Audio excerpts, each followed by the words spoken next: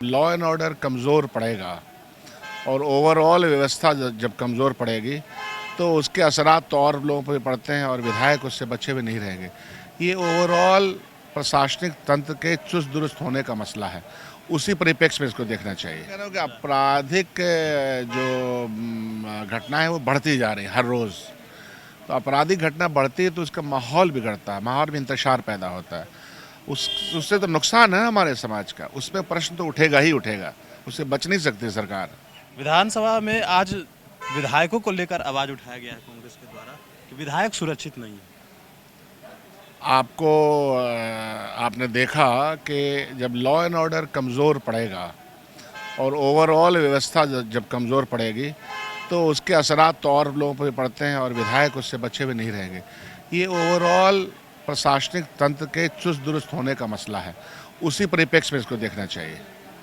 लेकिन विधायकों के बारे में आवाज उठाया गया कि विधायक जाहिर सी बात है कि जब ये माहौल बिगड़ेगा और कई जगह विधायकों की बात नहीं सुनी जाती है, अनसुनी कर दी जाती है, तो ये प्रश्न तो कहाँ उठाया जाएगा? महापंचायत में उठाया जाएगा।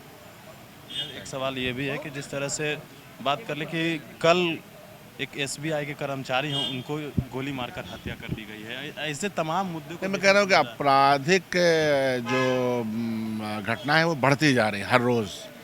तो आपराधिक घटना बढ़ती है तो उसका माहौल बिगड़ता है, माहौल में इंतशार पैदा होता है। उससे तो नुकसान है हमारे समाज का, उसमें प्रश्न तो उठेगा ही उठेगा, उससे बच नहीं सकती सरकार। बंगाल में चुनाव है और बंगाल में चुनाव आप लोग भी लड़ रहे हैं, और जहां तक सवाल है कि राजद भी टीएमसी को समर्थन कर रही है, लेकिन कांग्रेस के ही एक सांसद का कहना है कि जो तेजस्वी हैं उनको प्रचार करने के लिए बंगाल नहीं जाना चाहिए। हमने उनको राय दी है अपनी, हालांकि राजद आसाम का मैं प्रभारी हूं, तो आसाम में उनको एक सीट तिनसुकिया दी गई है। तो ये उनको तय करना है कि बंगाल में, बगल में आसाम में राजद हिस्सा है जो हमने अलायंस किया है वहाँ, और कांग्रेस पार्टी वहाँ अग्रिम भूमिका में है। तो वहाँ तिनसुकिया हमारे साथ राजद लड़ रही है, यहाँ तृणमूल के साथ लड़ रही है, तो ये फैसला तुमको करना है।